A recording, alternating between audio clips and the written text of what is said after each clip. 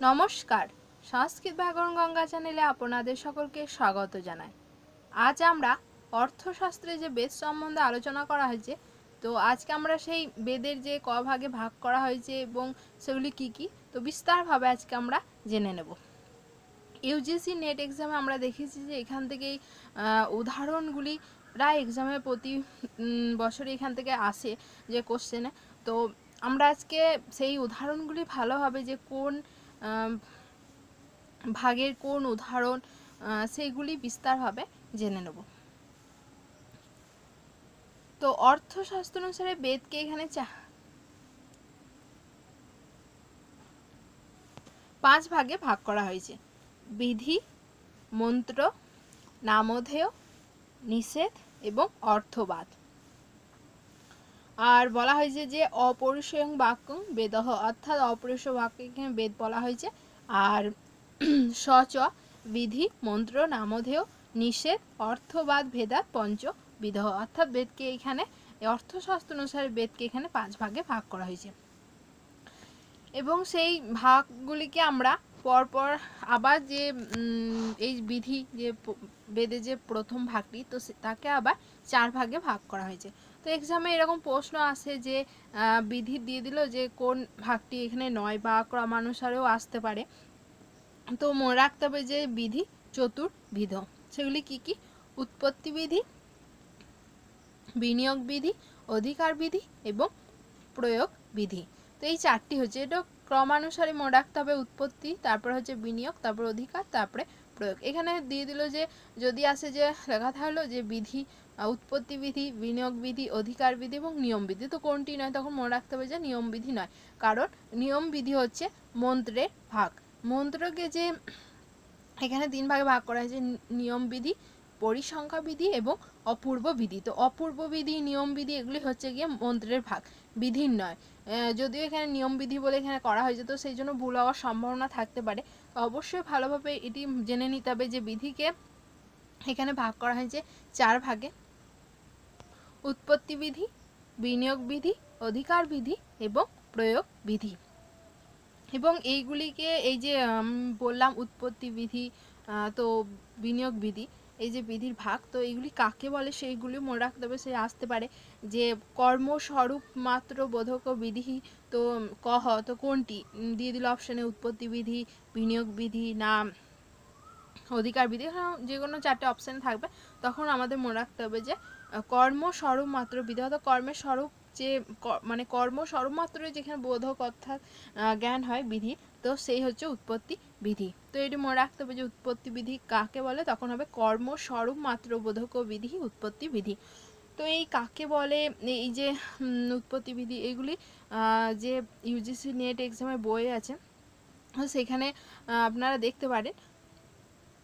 সেখানে এখানে কাকে বলে এগুলি লেখা আছে, কিন্তু আজকে আমি কাকে বলে এই সম্বন্ধে এটা নিয়ে ভিডিও এখানে আমি বলে দেবো, কিন্তু এখানে লেখা নেই। এখানে শুধু আমি এই যে ভাগ, বেদের যে 5টি ভাগ করা হয়েছে এবং সেই ভাগগুলিকে আবার যে ভাগ করা হয়েছে, আবার এই যে বিধিকে যে বেদের যে 5টি ভাগ বিধি ইত্যাদি, তো তার মধ্যে আবার বিধিকে আবার 4 ভাগে ভাগ করা হয়েছে, মন্ত্রকে সেরকম 3 ভাগে ভাগ করা হয়েছে। তো এই ভাগের আবার যে উদাহরণ, এই উদাহরণগুলি সম্বন্ধে আমরা আজকে ভিডিও এনেছি আমি। তো সেই ভাগের উদাহরণগুলি আমরা এবং বিস্তারভাবে আমরা আজকে জানতে পারবো যে এর উদাহরণগুলি কী কী। তো সেই সাথে আমি বলেও দিচ্ছি যে বিধি, এর যে উৎপত্তি বিধি, এটি কাকে বলে। তো মনে রাখতে হবে অবশ্যই যে কর্মস্বরূপ মাত্র বোধক বিধি উৎপত্তি বিধি। তো এইরকম প্রশ্ন আসতে পারে যে এটি লাইনটি দিয়ে দিল, দিয়ে বললো যে কোন বিধি, তখন মনে রাখতে হবে উৎপত্তি বিধি। আর উৎপত্তি বিধির উদাহরণ হচ্ছে অগ্নিহোত্র জুহতি। তো এই উদাহরণটি অবশ্যই মনে রাখতে হবে। যে যদি দিয়ে দেয় যে অগ্নিহোত্রং জুহতি, আমরা এরকম দেখেছি যে এক্সামে অগ্নিহোত্রং যদি এরকম উদাহরণ দেওয়া থাকে এবং দিয়ে বলা হয় যে এটি কোন বিধির উদাহরণ, তখন আমরা যদি না জানি তখন অ্যান্সারটা ভুল করে আসার সম্ভাবনা থাকবে। তো সেই জন্য অবশ্যই ভালোভাবে জেনে রাখতে হবে 4টি বিধির উদাহরণগুলি কী কী। তো উৎপত্তি বিধির হচ্ছে অগ্নিহোত্রং জুহতি, আর এটি কাকে বলে? কর্মস্বরূপমাত্র বোধক বিধি উৎপত্তি বিধি। বিনিয়োগ বিধির উদাহরণ হচ্ছে দধনা জুহতি। আর বিনিয়োগ বিধি কাকে বলে?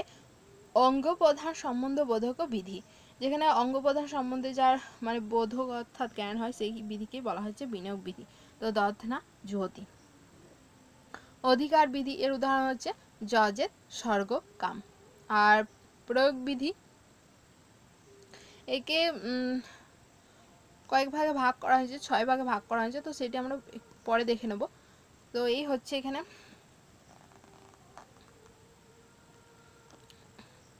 যে বিধিকে 4 ভাগে ভাগ করেছে এবং তার উদাহরণগুলি দেখে নিলাম। এবার মনে রাখতে হবে যে বিনিয়োগ বিধি। বিনিয়োগ বিধির মনে রাখতে হবে যে এর 6টি প্রমাণ যে আসে, যে শর্ট প্রমাণ আনে, অর্থাৎ বিনিয়োগ বিধির যে কয়টি প্রমাণ। তো এইরকম প্রশ্ন আসে তখন মনে রাখতে মানে সহকারী ভূতানি যে সহকারী যে বোধগুলি অর্থাৎ বিধির আছে সেই প্রমাণগুলি কয়টি। তো মনে রাখতে হবে 6টি প্রমাণ। তো সেগুলি কি কি? শ্রুতি, লিঙ্গ, বাক্য, প্রকরণ, স্থান এবং সমাখ্যা। এই 6টি হচ্ছে বিনিয়োগ বিধির সহকারী ভূত। এর যে 6টি প্রমাণ শ্রুতি, লিঙ্গ, বাক্য, প্রকরণ, স্থান এবং সমাখ্যা। এইগুলিও ক্রমানুসার মনে রাখতে হবে, কারণ এক্সামে আসে যে পরপর দিয়ে দিল এবং কোনটি ঠিক ক্রমানুসারে বিনিয়োগ বিধির। তো সেরকম এক্সামে যদি আসে তো অবশ্যই এগুলি পরপর মনে রাখতে হবে শ্রুতি, লিঙ্গ, বাক্য, প্রকরণ, স্থান এবং সমাখ্যা। আর যদি আসে যে বিনিয়োগ বিধির যে সহকারী বোধ সেগুলি কয়টি? তো 6টি। এবার মনে রাখতে হবে যে শ্রুতিকে আবার 3 ভাগে ভাগ করা হয়েছে, বিধাত্রী, অভিধাত্রী এবং বিনিয়োগত্রী। আর বিনিয়োগত্রী শ্রুতিকে আবার 3 ভাগে ভাগ করা হয়েছে, বিভক্তি রূপা, একাধিধান রূপা আর একপদ রূপা। বিভক্তি রূপাকে আবার এখানে 3 ভাগে ভাগ করা হয়েছে, তৃতীয় শ্রুতি, দ্বিতীয় শ্রুতি এবং সপ্তমী শ্রুতি। বিভক্তি রূপায়ের উদাহরণ হচ্ছে বিহীন, প্রকৃতি, এটি মনে রাখতে হবে যে বিভক্তি রূপায় এটি উদাহরণ। আর এখানে তৃতীয় শ্রুতিকে আবার 2 ভাগে ভাগ করা হয়েছে, দ্রব্যাত্মিকা আর গুণাত্মিকা। এখানে সপ্তমী শ্রুতিকে আবার 2 ভাগে ভাগ করা হয়েছে, ক্রিয়াত্মিকা আর মন্ত্রাত্মিকা। তো দ্রব্যাত্মিকার উদাহরণ হচ্ছে বিহির ভিড় যজতে, আর গুণাত্মিকার উদাহরণ হচ্ছে অরুণয়া ক্রীণাতি। ক্রিয়াত্মিকার উদাহরণ হচ্ছে বৃহীন পক্ষতি। মন্ত্রাত্মিকা উদাহরণ হচ্ছে ইমা আদত্তে। তো এই হচ্ছে বিনিয়োগ বিধির এখানে যে ভাগগুলি আমরা দেখে নিলাম। তো যদি কারোর অসুবিধা হচ্ছে বোঝার জন্য, তো সেই জন্য আরেকবার আমি বলে দেব যে এখানে প্রথমে বেদকে 5 ভাগে ভাগ করা হয়েছে, বিধি, মন্ত্র, নামধেয়, নিষেধ এবং অর্থবাদ। তারপরে বিধিকে যে বেদের যে প্রথম ভাগ সেই বিধিকে আবার 3 ভাগে ভাগ করা হয়েছে, উৎপত্তি বিধি, বিনিয়োগ বিধি, অধিকার বিধি এবং প্রয়োগ বিধি।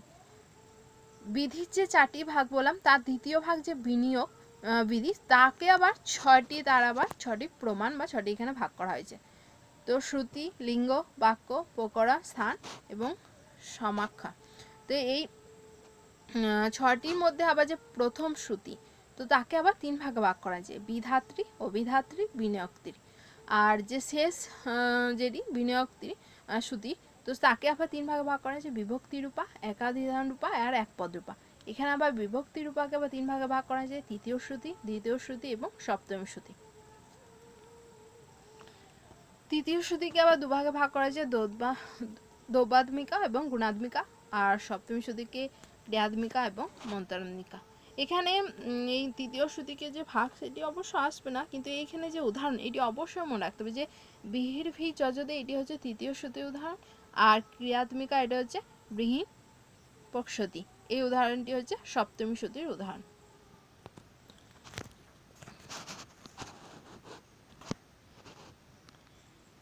এখানে যে সমাখ্যা তো তাকে 2 ভাগে ভাগ করা হয়েছে, বৈদিক সমাখ্যা এবং লৌকিকী সমাখ্যা।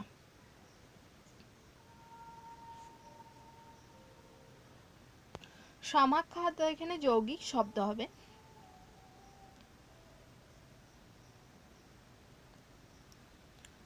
আর যে আমরা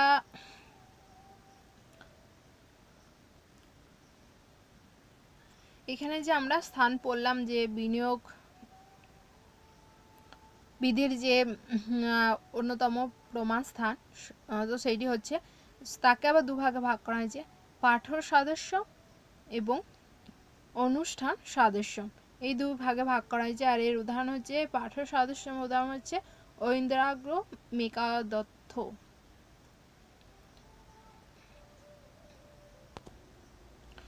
এখানে পুরো যে উদাহরণটি সেটি লেখা নেই, এটি হবে ঐন্দ্রাগ্ন মেকাদশ কপালং, এই হচ্ছে পাঠ্য সাদস্যমের উদাহরণ।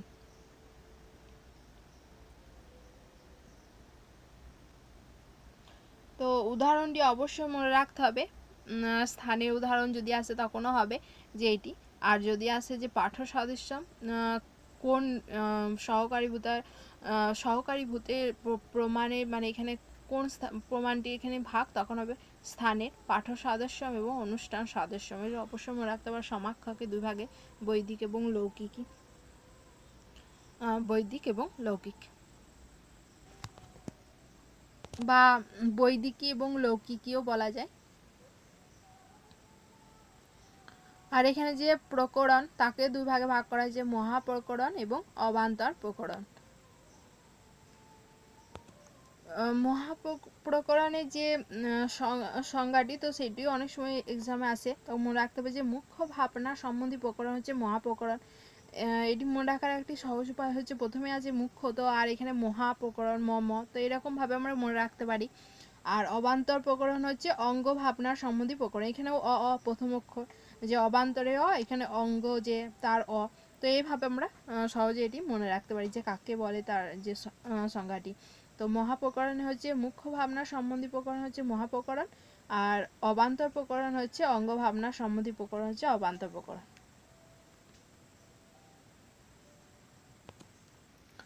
আর এখানে যে আমরা বলছিলাম প্রয়োগ, যে বিধিকে যে চার ভাগে ভাগ করা হয়েছে, উৎপত্তি বিধি, বিনিয়োগ বিধি, অধিকার বিধি এবং প্রয়োগ বিধি। তো এই যে প্রয়োগ বিধি তাকে আবার এখানে যে 6 ভাগে ভাগ করা হয়েছে।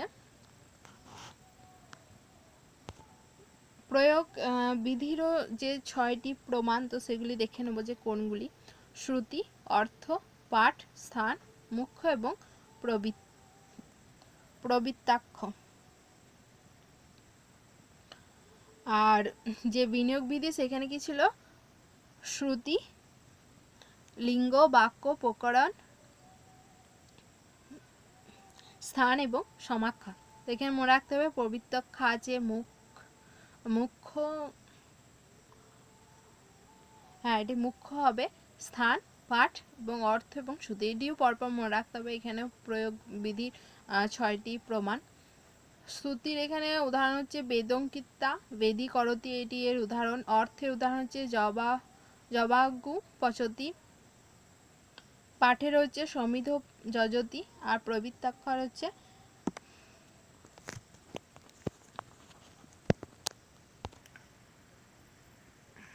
বস্য দেবিঙ্কিতা প্রাজাপত্যহি, এ হচ্ছে প্রবৃত্তাক্ষর এখানে উদাহরণ।